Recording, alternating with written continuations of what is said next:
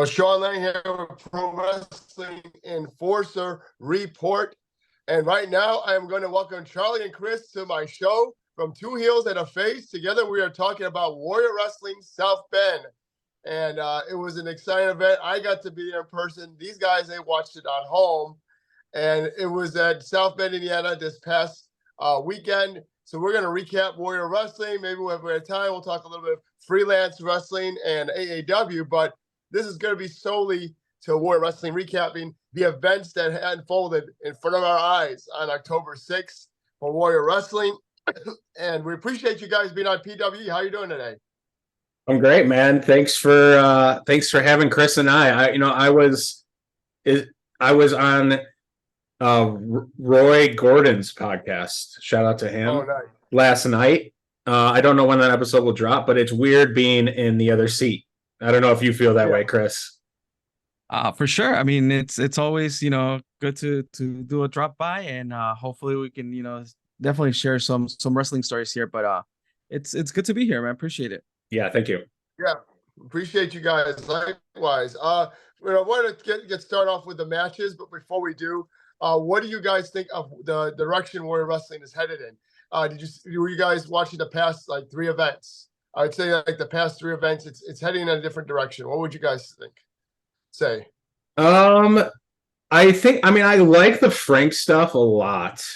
It's funny. I talk about an arc, right?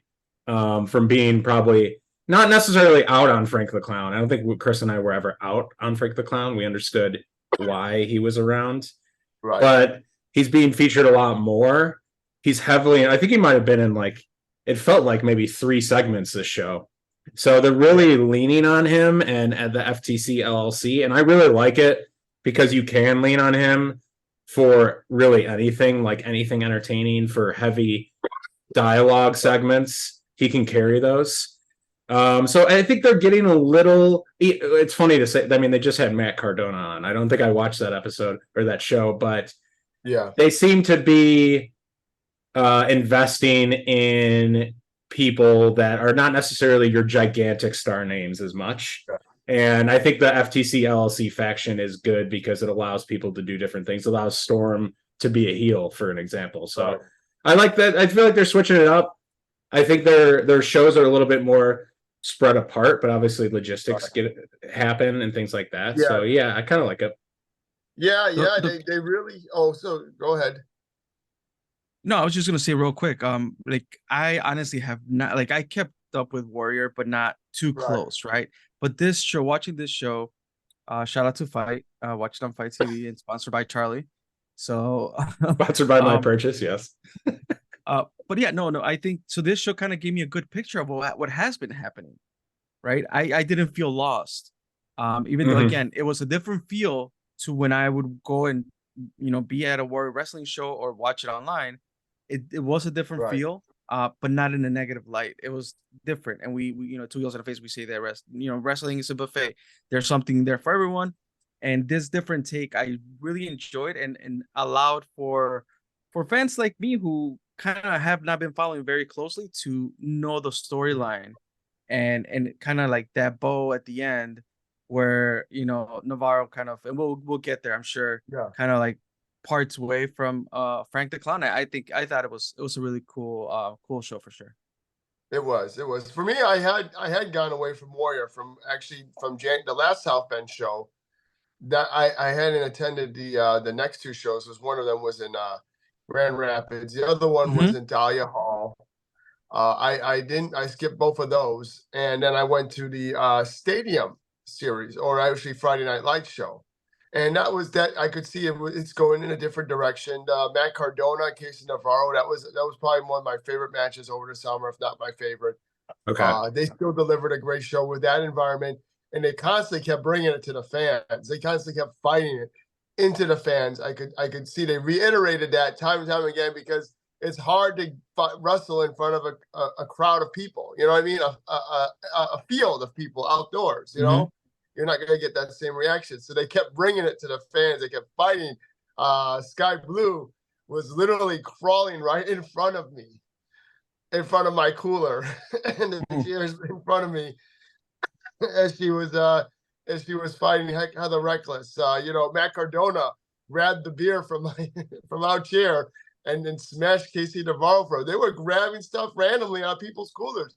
Like, I thought that when we go back to the Friday Night Lights, that was just a fun send off to Marion Catholic High School. And why not do it outdoors in summer? Yeah, it seemed like a lot of people went into the auditorium crowd too. So I don't think that they're still doing that trend where people are interacting with the fans and fighting in the stands, or stealing shirts or ripping up signs or stuff like that. So you're definitely getting your money's worth in terms of wrestler interaction at these shows for sure. Oh yeah, Trevor and Storm, they ripped up my sign together at that show. That's not your first time. I don't think that's Trevor's trademark right there. Oh yeah, me too. I've been caught by that. Yes. Yeah. So, but going back, I thought Friday Night Lights was fun, and you get to see Save Engage from Freelance Wrestlers. To know him the past couple of years, also formerly from CSW. Get to see him in the spotlight, making the way. We get to see the local guys shine in the Warrior spotlight. Mr. Kate just got the opportunity to do that in South Bend. Coda Hernandez in the singles, it's made his singles debut for Warrior Wrestling, got the opportunity to do that. Trevor has been doing it. Storm has been doing it. And I even though they don't feature all the top indie guys that you expect to bring outside, I'm happy that these youngsters are getting their opportunity to show out and be in the Warrior shine. I'm very happy for them, and I still go to the shows when I can go, But I mean, some places beyond South Bend are just way too far. You know what I mean? For Warrior Wrestling, that is. 6 hours away. If they're going to St. Louis, they're going to Grand Rapids, Michigan. They've become more like, they've become more regional. Still, obviously, we'll have shows locally, but they've been spreading their wings for sure. Yeah, I used to never miss a Warrior show. Now, I can miss one. I can miss a couple. I'm not gonna make a 6-hour drive. Yeah, give yourself some grace, man. Give yourself a break if you need it. That's what Fight TV is for. Oh yeah, for sure. No, we can definitely follow in Fight TV, which is great to have that platform as well. And I'm going to get right into the matches. So the first match of the night was Save Engage defeated Coda Hernandez 1-on-1. These two had a rivalry going into this matchup that was kind of like they both trained at the Freelance Academy. Coda is like the big brother, Saban's a little brother, and Coda is kind of bullying his little brother around. So they kind of played up that drama. And having a Freelance Wrestling Academy, and be able to show that stuff is pretty cool. I've been there to the Freelance Wrestling Academy. They did a show there, their first ever show there. And it was cool, like going inside there and just seeing everybody, see how it all runs. It was like the last time I talked to Kylie Ray was at that event. Save Engage, Coda Hernandez, they really shine in their matchup. You could tell that both these guys are trying to prove they can hang with the best. They can hang with Aramis. They can hang with Mike Santana. They want to, and this is their proving ground against each other. And I loved it. I love the story they told. Definitely had some great spots. The fans were out of their seats, clapping for that one. If you've been to South Bend, that venue has like the most comfortable seats. Like you would fall asleep. Yeah. I don't know if you've ever been out there. They look comfy. They look comfy. Yeah, so it's like they really got the fans out of it and got it started hot. And I thought they had a good match. What do you guys think? I can start. Yes, Save Engage, he really does have the full gamut of lucha moves, and I was not aware that he knew so much because you really don't see him. You really don't see him that often, honestly. I know he's still like kind of building, but he had the full gamut of lucha moves, and I think Coda honestly is just locked in right now. Like this is the best we've seen Coda, and I'm not gonna say like he's in his prime. He could probably still get better and improve, but Coda is locked in right now. Everything Coda does is with intention. He knows who he is. He knows who his character is. So Coda is like really on a hot streak, honestly, and it continued. Yeah, that match could have gone either way. I can't wait for his match. And now, go ahead. I think Sean's battling. Yeah. Sean's battling the allergies here. I am. Yeah, it's that time of the year. That match could have gone either way, right? I think it was really cool to see, like Charlie was talking about, Coda just like knowing who he is out in the ring, Yeah. and being that confident wrestler, I'm going to go out there and showcase. And in true Warrior Wrestling fashion, right? We've seen Warrior showcase that first match as a proving ground, right? I think, if I'm not mistaken, either the first Warrior Wrestling match was Pam Onyx versus DJZ. Was that the first one ever? I think so. It might have been. I think you're right. And we've talked about how over the years that first match for Warrior Wrestling shows are important, and they do truly showcase the talent that's there, right? That it's gonna set the tone for the rest of the show. Yep. So I truly like this match, definitely like grabbed my attention, and it's like, all right, I'm intentionally sitting here on my couch watching wrestling, which doesn't happen often, but sitting on my couch watching TV and watching wrestling, like it definitely made me grab that Modelo and enjoy it 10 times more. There you go. And watching wrestling that isn't AEW and WWE. Right. Like accidentally, I stumbled onto Fastlane this weekend. So I won't talk too much about it, but I was at my parents' house, and my dad somehow navigated his way to the WWE Network because he knows I like wrestling. He tried to make conversation about it. Okay. So he was even getting into the WWE promos and stuff. So we watched a little bit about a little bit on Fastlane, but that was accidental. This was intentional, and it grabbed my attention. Great. And big win for Saban Gage. That's his second win in a row. He defeated Daddy Cole Radrick back at Friday Night Lights. So he's currently undefeated in Warrior Wrestling, which is great for him. He's really shining there. I didn't expect him to get the W, but it's cool. It's cool to see that. Absolutely. Yeah, for sure. And then the next match on the card, we have Missa. Oh, no, I think the next, if we want to go in chronological order, I believe it was Jordan Cross and the veteran Jack Vaughn. And Jack Vaughn is getting national attention, obviously, with the Wrestlers show. This is my first time seeing him. I've seen OVW before, a couple matches. I've seen him, but this is the first time I've seen him live. That guy is a veteran for real. Like everything he does, and he throws, and he puts punishment into it. And against Jordan Cross, who's the luckiest kid alive, right? He's been winning these matches by the skin of his teeth. Always been lucky. He scrapes by and wins another one. And Jordan Cross is still undefeated at Warrior Wrestling. I think his record is what he defeated Sam Beal. He defeated EC3. I think they mentioned was a 6-0. 6-0, yeah. I mean, wow. I'm just going by the ones I've seen. I know it's at least 4-0 because he defeated Storm as well. Huge shout out there to Val Capone on the commentary with the stats. Yes, they were helpful. Yes. And you talked about the catching up, Chris. They were helpful in like kind of catching up. I mean, I wrote down a bunch of tidbits too, just like from this match, because I didn't know a lot about Jordan Cross or Jack Vaughn, except that he does TikToks. But did you know Jack Vaughn has been wrestling for 20 years and was trained by the last real man, Silas Young? I caught that. I did not. That was cool. The commentators did an amazing job. Yes. Yeah, definitely. What did you guys think of the match? Jordan Cross, he gets another victory, and his star is rising as well. His profile is definitely rising in Warrior Wrestling. I liked the ironic satire that Jack Vaughn did, because he was like going for a dive. Oh no, he's not.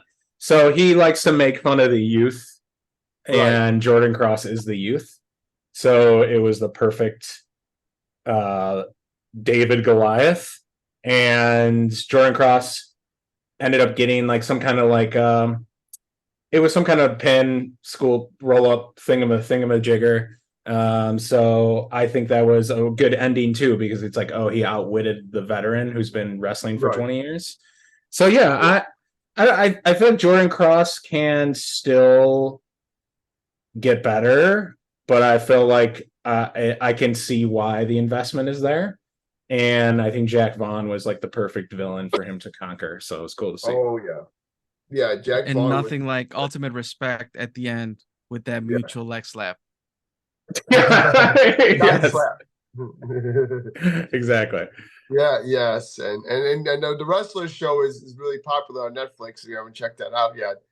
And Jack Vaughn's part of OVW. He's a champion there. So I want to see definitely more of Jack Vaughn in Warrior. I think it'd be fun to see more of him. It was his debut. And That's right. speaking of debuts, we finally saw the debut of Missa Kate, and we're familiar with in the Chicago area. Chicago Sweetheart getting a victory over Rachel Armstrong. That was a fun women's match. A lot of back and forth action, and Armstrong really shined with Missa Kate as well. Armstrong is like a spunky face. She kind of reminds me of like an AJ Lee a little bit back in the day. And she's also fighting in front of her hometown fans. And she has wins. She has wins over Shazza McKenzie and Black Label Pro and Sandra Moon. Sandra Moon has been freelance. This could be a freelance. So she's got wins over both of them in Black Label Pro. And this was her Warrior Wrestling debut as well.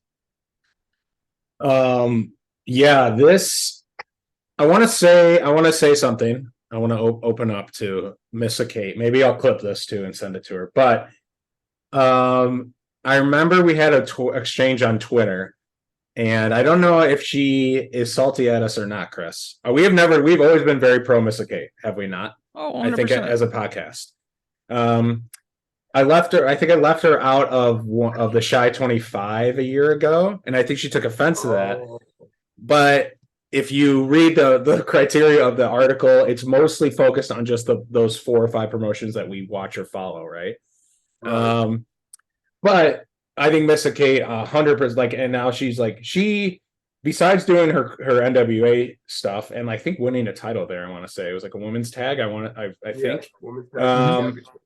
But been in Warrior, been in Second Wrestling too, and we reach out to people. When we wrote that article last year, we reach out to people and be like, hey, can you nominate people from these promotions that we just don't see or go to? Second, POW, CSW, anything. Galley, she's a Galley women's champion. And Galley, yes, thank you. I almost forgot that. But I was on her cagematch.net, I think that's the site, page, and I was just looking at her body of work this year, and it's been so impressive. Honestly, so hats off to her at just the impressive work that she's been putting in. I think she's way better as a heel. Way better as a heel than when she first started. The Chicago Sweetheart nickname still fits though, because it's the irony of it, where it's like she's actually not a sweetheart, she's rigid. But that is a really good part about a personality in the ring. But she 100% is, I'm calling her right now, she's going to be on the Shy 25 this year. She deserves it. And she had a phenomenal match. Yeah. Ultimately, I mean, you're welcome, Missa Kate. We gave you that chip on your shoulder, so now you up your game. She loves me, guys. So. She loves you. We'll go through. If we have to talk to her, I gave her a pair of sunglasses. She's putting all these poses, and we'll go through you if we ever need to get a message through. We'll be the liaison. Go through me. It's fine. I can handle this. Although when she's a heel and she's in that moment, she's intimidating. I came up with this idea when she was at the show. It was like spur of the moment because I had brought donuts for her, and then she was heel and she was flipping me off. So I was like, I'm gonna eat a donut right in front of her face, but I didn't want to get close enough to get her attention because she's gonna snap. She's gonna snap at you. You know what I mean? if you ate a donut, end, right? That subtle heelish towards the end, right? Not towards the end in that next women's match, right? Which we'll get to next, but those subtle things of I'm cheering for you, but I'm coming after you. That's the good heel in there. Sean, if you ate a donut in front of my face and didn't offer me one, I'd be pretty pissed. Not gonna lie. Yeah. So imagine Missa Kate, because she loves donuts, right? You had her on your show. That's true. It was a while. It was a while ago too. I didn't know she was I'm a huge donut fan. I gotta send her my list. I got a ranking list of donuts. So I'll shoot that over to her. I would. Oh, she's okay. Maybe not, because I do. I am not a fan of. I'm not a Stans guy. I'm probably an anti-Stans guy. I'm probably a Stans hater at this point. But she'll eat anything. I've given her donuts from the. I'm back. Yeah, I'm back. Don, we took over your podcast. It's the invasion angle. I know, it's fine. It's good. Well, now we talked about Mr. Kate and the donuts. John, man, if it's not your laptop, your connection, or just your cough, I feel it's just so much. You're powering through. Yeah, I am. So let's get to the next one. We had Sky Blue defeating Trevor Outlaw for the for the Warrior Wrestling Women's Championship. So Trevor Outlaw comes into the ring, and he is basically touting that he is the Warrior Wrestling Women's Champion. Athena has officially vacated the belt, from what we know. And what do you think about that? Him having a shirt that says Warrior Wrestling Women's Champion. First of all, what do you guys think of a beardless Trevor Outlaw on top? I was gonna say beardless Trevor. I don't know. It feels like a completely different person, but the same asshole. Yeah. And his shirt said champion of women, I think. Yeah, I forget. So again, another wrinkle to Trevor there. But yeah, there was a even again commentary painted a beautiful picture for me. Yeah, it reminded me that Athena was the women's champion, and somehow Trevor pulled his title out of the Warrior Wrestling's warehouse, and now he was claiming to be the champion of women. Therefore, now this became a title match. So I thought this was very interesting, but obviously the kind of the cherry on top is that Sky Blue defeats him, and I guess for now it's in question. She is now the women's champion. Yeah, I'm not sure if she is officially, but I mean we'll count it. I have my own kind of disagreement for the presentation of this match. Let's hear it. Yeah, here's what I think. Trevor pointed out that there's not a women's champion is fine. If he wanted to bring it to the desk or whatever, bring it out with him, it's fine. But this is not a women's match. It can't be a women's match when you have a man versus a woman. And what should have happened is Sky goes over and says, next time you see me in a Warrior Wrestling ring, it will be for this Warrior Wrestling Women's title. And then cue in Mr. Kate, and then you set up your championship match for the vacant championship. You could still have Trevor flaunt it around, but you don't have to just strap Sky Blue because she had a pinfall over Trevor who has no credibility in the women's division. And maybe that's the purist in me, and maybe I don't get what they're trying to do. But I'm sure a lot of people think the way I do. You know what I mean? When they're seeing this, and it's women's divisions in wrestling have gone away somewhat. We know promotions, the women can win the same title as the men. And I still, me being a combat sports guy, there's a men's division, there's a women's division. We can have intergender matches, but when it comes to championship belts, I feel there should be a divide, you know what I mean? And typically, especially when you have a man, let's say a woman can win a man's title like the tag team titles, that I understand, but a woman winning the world championship, or a woman winning, or a man, claiming to be the women's champion. That's kind of where I kind of draw the line. And Kylie was a great, freelance wrestling champion. There are some exceptions, but, I guess I'm more of a traditional person in that sense. And I feel like they could have, what's the payoff? If we already seen Sky win the championship, it would be more anticipation is next month. Or next year, we're going to see Missa and Sky, and who becomes the next women's champion of Warrior Wrestling. I feel like that would have been a better story. But that's just my opinion, and may not be a popular one. I think we're getting there. I think they achieved what they set out to do, which is riling you up. Riling up people like yourself. But that's what I'm not the only one. No, I'm sure. That's what Trevor set out to do, and I think he achieved that because you're obviously... Well, you're obviously, it should be that you have your opinion of it, but I think they pulled that out of you by Trevor having that shirt, being in that position. But I think we're gonna get the payoff. I think we're gonna get the payoff of Sky versus I feel Missa. like this wasn't the official championship match. The next one will be the official championship match. And what an unfortunate happening of events too. Thunder Rosa had to vacate the title. Now Athena, based on dates or whatever the reason is, she can't, further that storyline with the title. Right. So hoping that title does not come with a curse behind it. But yeah, definitely the payoff would be that match, and I'm looking forward to seeing that. Yeah, it's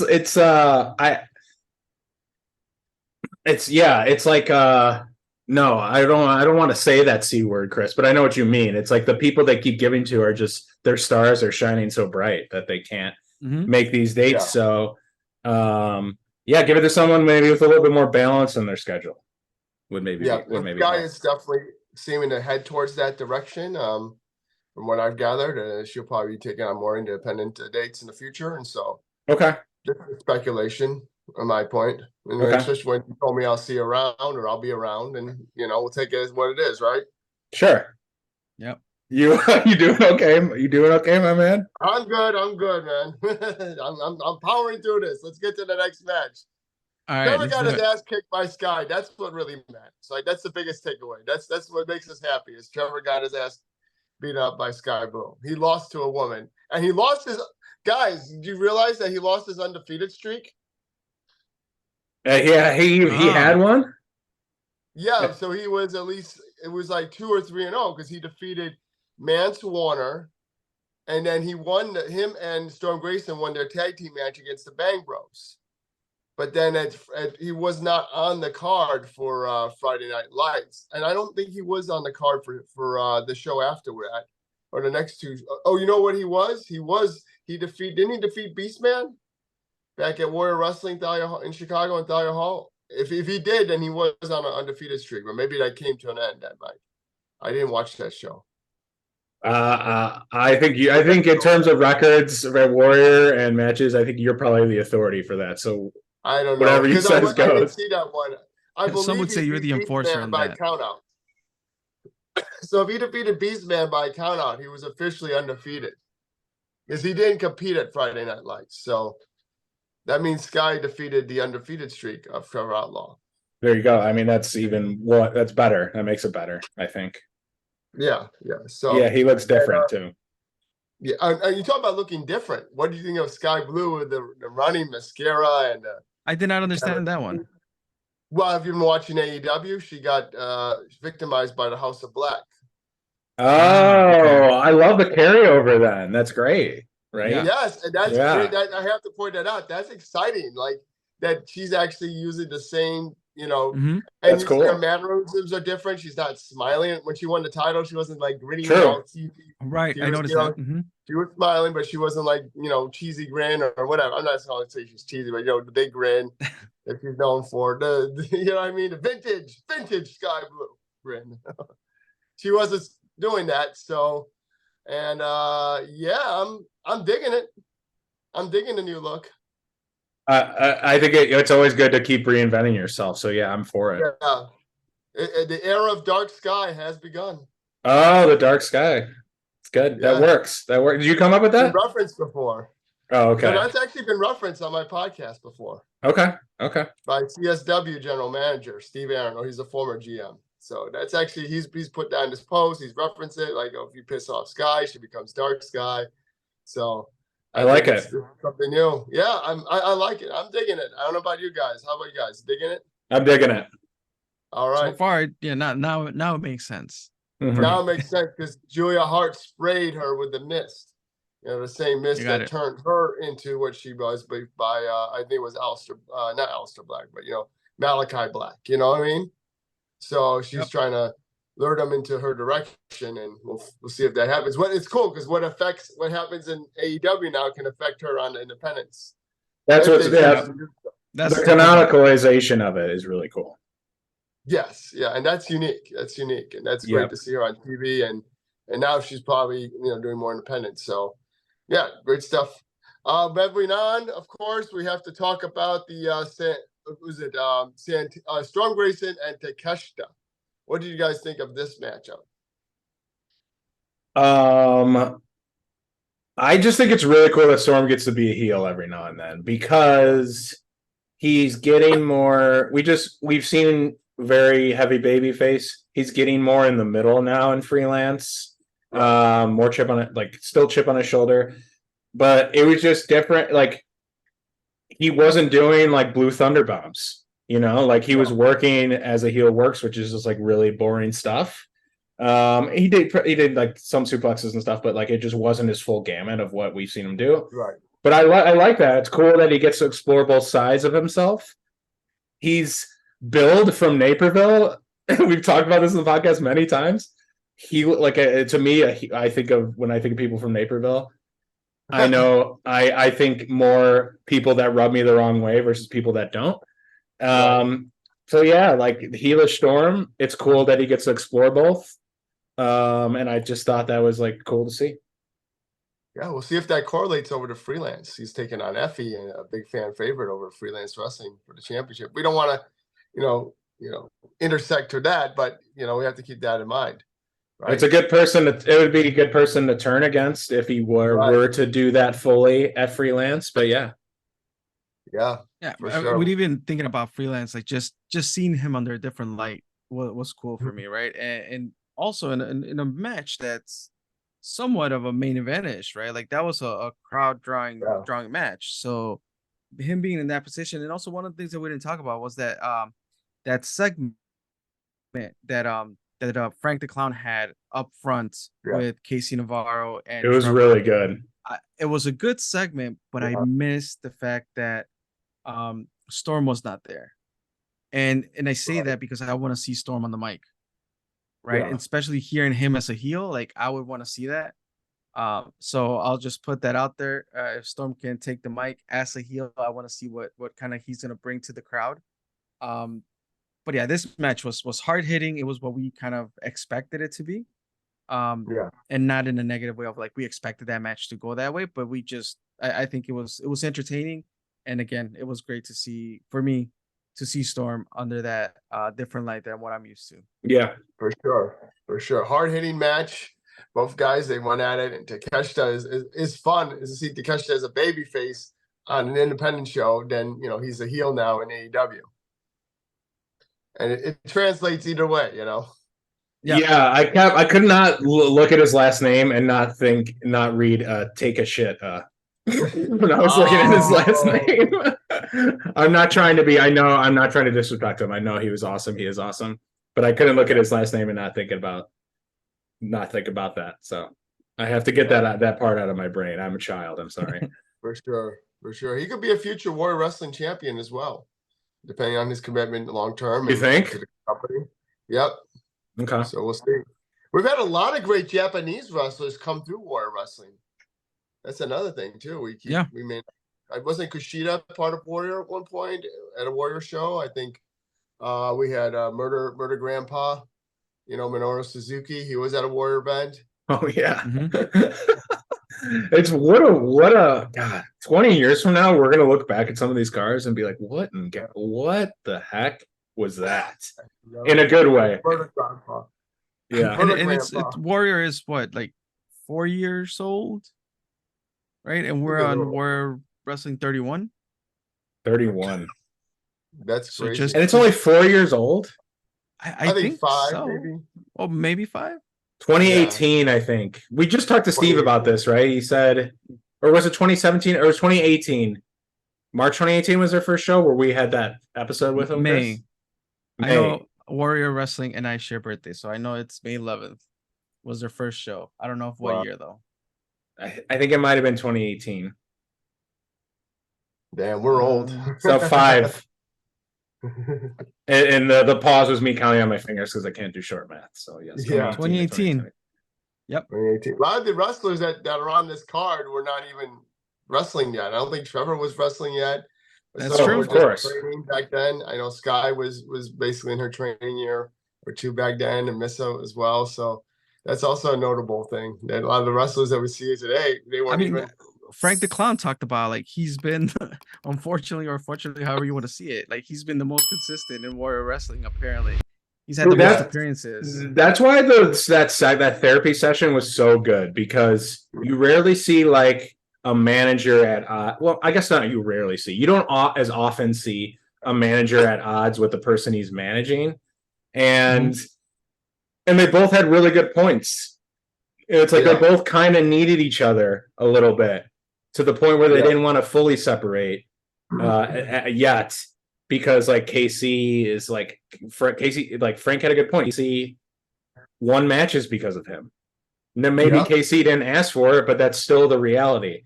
So like Frank is like a really good Marvel villain, where it's like he's kind of got a point. Like he's a shithead and you hate him, but the dude's kind of got a point. And like that's what made that conversation between them so good, is because like they were both using each other almost. Yeah. So it was a really well done segment. I don't think it gets I don't know if people are talking about it as much. I know we are, but like I want to see Warrior utilize more segments, because usually they were just banger after banger after banger with no room to breathe, you know. Okay, which is great. You know, I'm not complaining about that, but sometimes it's good to mix it up, and I think they effectively did that as well, and they created tension leading up to the main event that was needed. Yeah, there was some personal stuff said for sure. Now we go to the next match, Santana and Bounty Hunter Brian Keith, and you guys are familiar with Brian Keith from Freelance Wrestling. What do you think of him being in the role of the heel against Santana as the face? That was totally different. Who's Brian Keith? Who's Brian Keith, Chris? We don't know him. You don't know Brian Keith? The master of the Sarape. This match wasn't originally supposed to be Mike Santana. Is that am I correct on that? It was supposed to be Eddie Kingston, correct. Okay. Because when I saw this, I'm like, wait, I'm not sure I knew about this match. Yeah. So, but still, like, I think I'm just a fan of Brian Keith. Like, I just can't not say any more good stuff about him. Like, I enjoy his matches. I enjoy his work. And one day I'll have a Sarape as cool as he has. You need to, if you go on the 27th, you need to bring your Sarape. Let's get a Sarape photo. You and Brian. And Keith. it's getting to that chili season. So for sure, dude, I haven't taken off the sweatshirt in 5 days. Honestly, thanks for sharing that. Yes, I stink right now. I stink like a foot. Well, yeah, Brian Keith and Santana, they went back and forth. They fought into the crowd. Another match that fought in the crowd, I believe, was Sky Blue and Trevor. Right. Oh, no, Missa Kate. It was Missa Kate and Rachel Armstrong. Because Missa Kate was climbing up the stairs, and she's like, "Get her for me," and just kept walking. She told me that. So you saw them fight in the crowd. This one was funny, and Brian Keith was like acting all like he's getting. What do you think? Playing the outwardly heel, like so. Are you losing him, Chris? Oh, a little bit. Back? Sorry, what was your last question? No, it's like, what do you think of Brian Keith as the heel? I don't. Yeah, I can hear you. I think I was more shocked by Brian Keith losing. I think that's what shocked me the most. Yeah. We haven't seen that with our own eyes in so long ever. That was when I was watching it, I didn't really feel too much heelish energy from him. It was more like, oh shit, he lost. That was the thing that was like, oh, I had to like stop for a second. So. Well, I was trying to give him a fist bump while I walked by, and he was like, "Oh, hell no!" And the last time I saw him lose was at Freelance Underground. He lost to Storm Grayson 1-on-1 at Freelance Underground. Oh, I'm not sure if I recall that. It was a show about that's a huge win. Yeah, it was back in February. Grayson. Well, it was because it was for the independent championship at the time, and Storm Grayson was an independent champion, so he did defeat Brian Keith, which is why we wonder if Brian Keith will take him on and beat him for the Freelance Championship soon. That doesn't exist in my head. In my head, Brian Keith has still never lost a match. Yeah, I hear you. He's on a winning streak. Hopefully Santana comes back and continues to make history at Warrior. He looks amazing, great shape. He looks fantastic. Definitely, now. He does look good. So, and I thought it was hard hitting. The fans were into it. Fans were saying this is awesome. That was the first match to get that transfer out of the fans as well, and they tore the house down. This felt like old school Warrior wrestling. This felt like, you know what I'm saying? A match you would have seen at Marion Catholic in the gymnasium. It had there you go. It was more high energy. Yeah, I agree. It was definitely could have been a main or semi-main. It should have been. Yeah.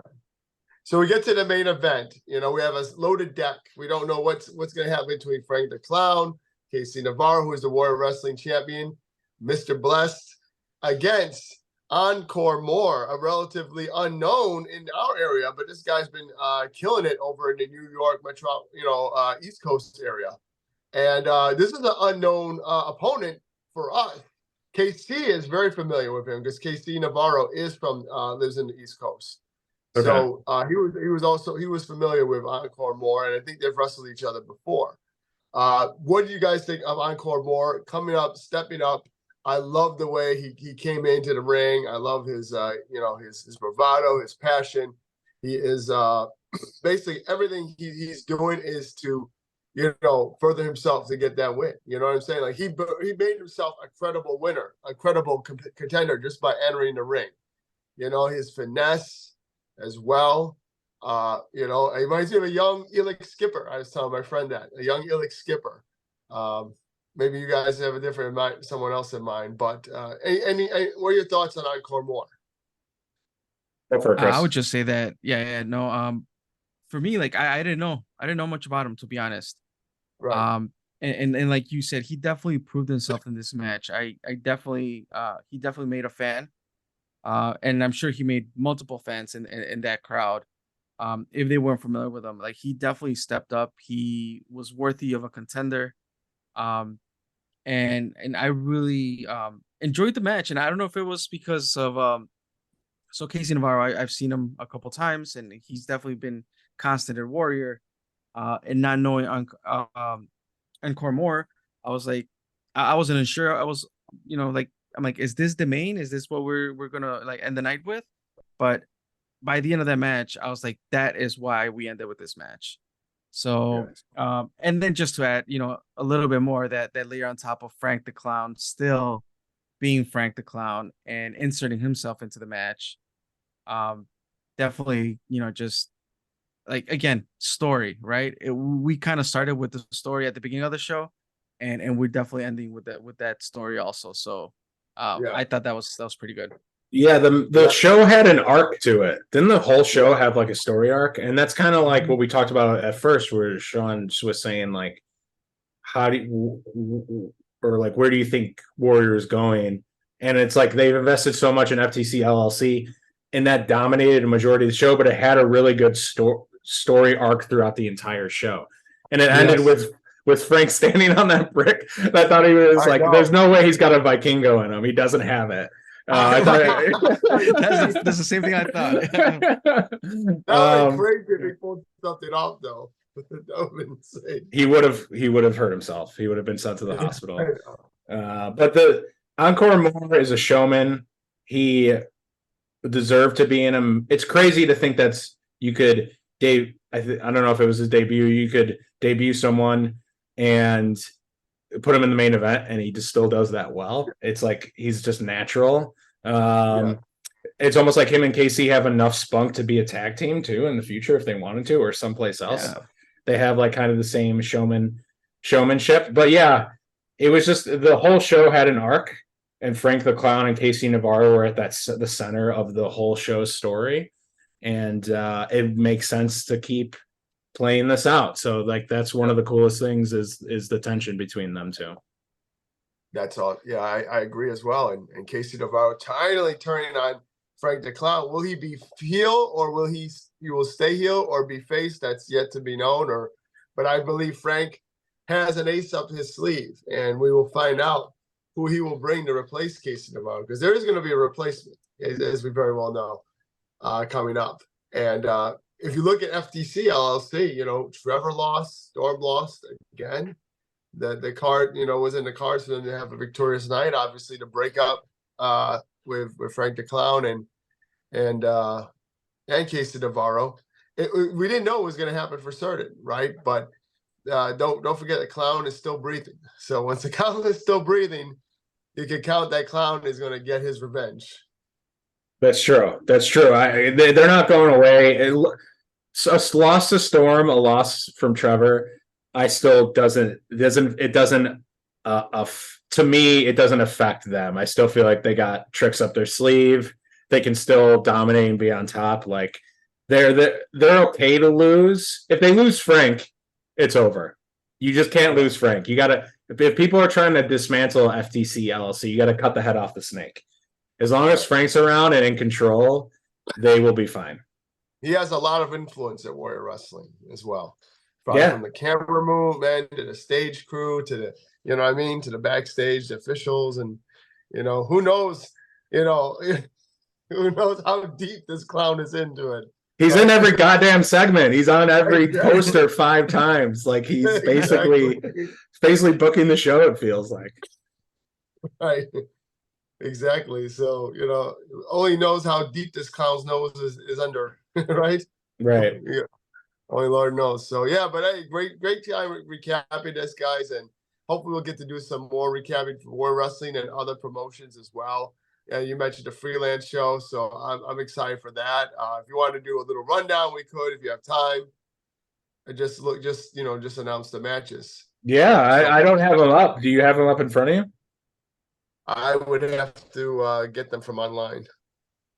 I'd have to look them up on it. Yeah.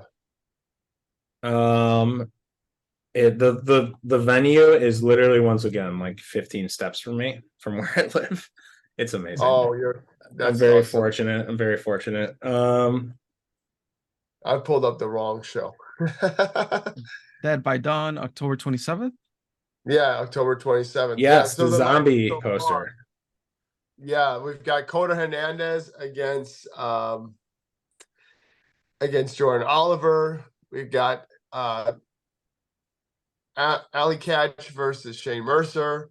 Zaya Brookside makes her freelance debut against Shaz McKenzie. We have David Ali and Heather Monroe versus Lady Luck and GPA for the Freelance Wrestling Championship tag team titles. And we've got August Matthews taking on Ryan Keith, and noticeable by his absence is Davey Bang. We wonder if probably Davey Bang is elsewhere that night.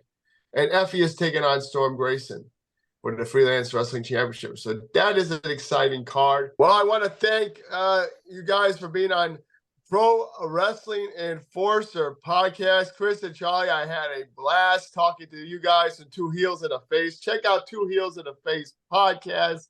They got a lot of great stuff cooking in there, and they're welcome right now to tell us what you got going on. Tell everybody to subscribe and follow your stuff. Of course, follow the Pro Wrestling Enforcer Podcast at PWE Report, and follow us on Instagram. We're doing some live Instagram stuff as well. Yeah, thanks for having us, Sean. Appreciate the community. As we just wrote on our site, the number 2 heelsandaface.com. We highlighted all the podcasts in the area that cover the local shows. Yourself, Windy City Slam, Potting with Ego, Marty and Sarah, and Juice, the guys. I appreciate you guys recognizing us. I appreciate you guys recognizing me. Yeah. Absolutely. It's really the wrestling community that makes this also fun, right? It's not just the promotion. The promotion is how I'm putting the content out there for us to enjoy, but the community that we build around it, it's what makes us also come back. For sure. So thanks for the invite for sure. Charley already said twoheelsandaface.com is where you can find all of our stuff. Social handles, 2 Heels and a Face. Everything is number 2 Heels and a Face. So yeah, this was fun, man. This was good. Yeah, definitely. Sure. Definitely enjoy the show for Warrior. Thank you for putting that together. Definitely enjoyable. And then just recapping it with another podcaster was pretty cool. It's nice to be on the other side it's nice to get an invite. Yeah, everyone. Do it more often. There you go.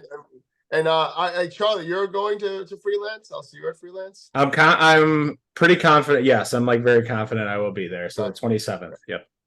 All right, guys. Well, I'll see you soon. Appreciate you guys once again being on PWE Report. Keep subscribing, liking 2 Heels and a Face, PWE Report. We're going to keep coming with the content at you all month long and then some. Thanks, Sean. Thank you. All right.